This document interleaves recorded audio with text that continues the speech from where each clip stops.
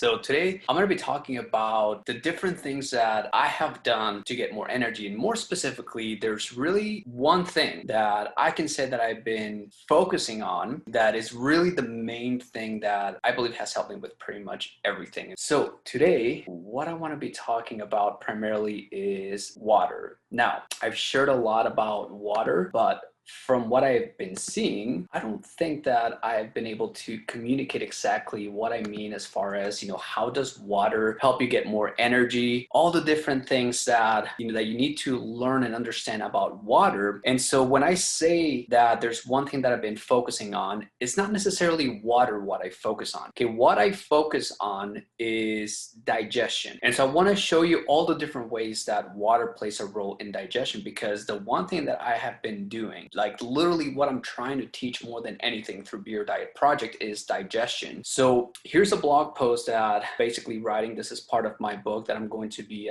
sharing in a lot more detail. But basically, I want to show you a few videos that are going to really help me explain how is it that water and minerals really help you get energy and how do you go about using them. It's interesting to think that at 28, I have no energy, my hair's falling off, I'm gaining weight, and I'm starting to think and look at water as like one of the things that's going to help me out. And at 28, I don't even know how much water I'm supposed to be drinking. And most people don't know how much water they're supposed to be drinking. They don't know if their water has minerals. They don't know any of this stuff. And so I want to show you how is it that I came across this and why is it so simple for me to understand. Whereas for some of you, maybe this is the first time that you're hearing some of the things that I'm talking about. But basically, this is a video that's, on my YouTube channel, brewbeeranddrinkit.com, where I was teaching how to brew beer. And so I'm going to play this for a few seconds just to show you what the brewing process looks like so that you can see what is it that I see when I'm talking about water. So here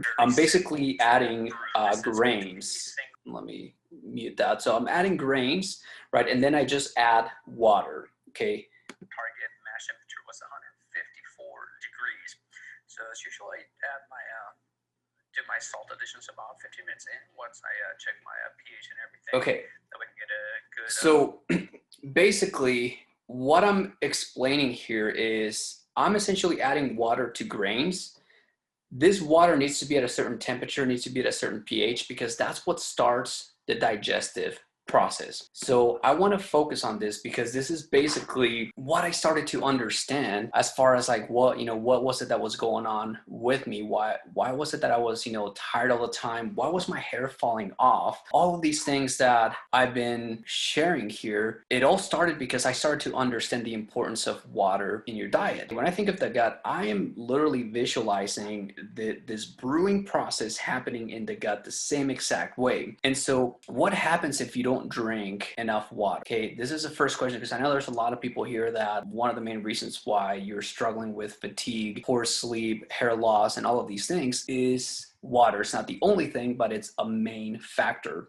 And that's because, as you're eating food, okay, that food is going into your gut. And I want you to imagine what happens to that food if you don't drink water. Okay, if you don't drink water, what I just showed you here, this is literally how I used to digest starch into sugar, protein into amino acids, right? So I will take grains like barley or wheat, and that barley or wheat, inside of that grain, there's starch, there's proteins, there's fats, right? And all of these, imagine a chain, right? A starch is nothing more than a chain of sugars, and digestion is nothing more than breaking that chain down into smaller components, right? Smaller, simpler sugars until you get to a point where, you break it down enough till you get to the single link, which will basically be glucose. And this is basically what I was trying to do as a brewer. I wanted to get glucose from these grains because that's what I would feed yeast. And to me, this process, basically, I started to understand that, okay, if I'm taking grains, in order for me to digest this, I need water and minerals. That's basically what I need. And then it started to dawn on me, it's like, wait a second, I'm eating a lot of bread, which is starch, because back then I used to, live at breweries and things like that. So I would eat things like pizza, burgers, I mean, just bread in general. I just love bread. I could not imagine a meal without bread. And then I started to think about this though, because I was like, wait a second, I'm eating all of this starch, but I'm not drinking water. Not only am I not drinking water, I'm drinking a ton of beer, which dehydrates me. But I'm also seeing how the food that I was eating, which was primarily breads and starches, if that goes into your gut, your body needs water and minerals to digest it. And if you're not drinking enough water, and if your water doesn't have minerals, then what happens is, well, your body happens to be salt water. That's what you're made out of. It's supposed to be 74% water. Most people are probably closer to about 68%. That's because they're dehydrated. And one of the ways that you get dehydrated is this, right? You got all this starch in your gut. Your body needs water and minerals to digest it. So it's going to source out water and minerals from itself. So you're going to dehydrate yourself to basically digest until you get to a point where you cannot draw out any more water, right? You become too dehydrated. And now all of this food starts to get stuck in your gut and you start to experience gas, bloating, constipation. It's just your body's it doesn't have a way to digest this food. It doesn't have a way to push out the food out of your system, right? And this is just the beginning, because this for me was like, okay, I'm now starting to understand that what I need to do to get more energy is I need to be able to digest food first of all, because food is supposed to be turned into energy. And the only way that happens is if you're able to break down food into glucose, into amino acids, because that's what the body uses to produce energy. So I hope that this makes a little bit more sense and it starts to show the importance of drinking water and hydrating. But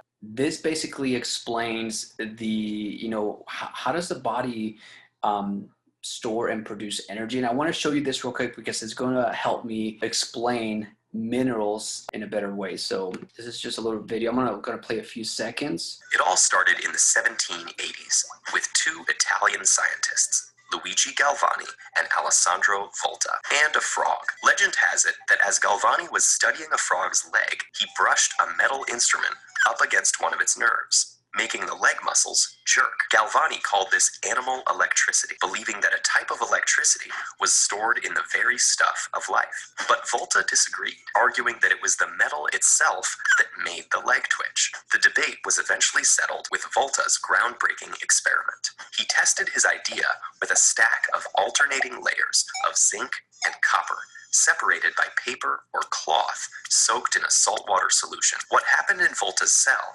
is something chemists now call oxidation and reduction.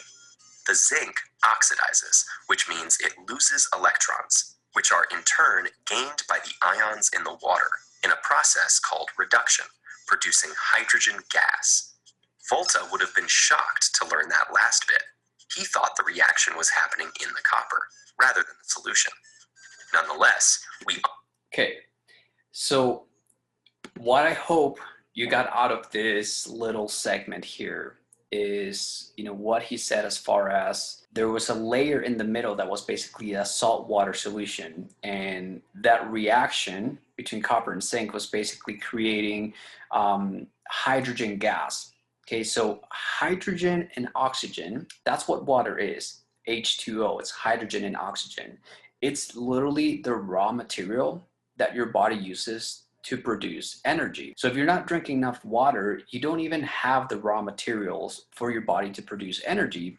But this is where I started to really understand the purpose of water and minerals, because if you take a battery, all that a battery does is that it stores a charge, right? So if you have energy and, if you're alive, right, if you opened up your eyes today, you have energy. But having energy is one thing. Being able to use that energy is a different thing. And in order for you to use that energy, what you need is some sort of conductive material that touches negative to positive, right? So this is what we see in electronics, whether it's, a copper wire, gold is conductive. There's a lot of minerals that are conductive, and that's basically what minerals are for, right? So again, if you remember watching the video where I was showing you how I brew beer, the last part of it was me adding mineral salts. And that's because without minerals, I can't brew beer because I cannot conduct. And it's the minerals that basically activate the enzymes. They activate the bacteria that are in the grains that basically digest starch, digest proteins, digest fats. That's basically the formula, right? So you can start to see how a lot of what I understand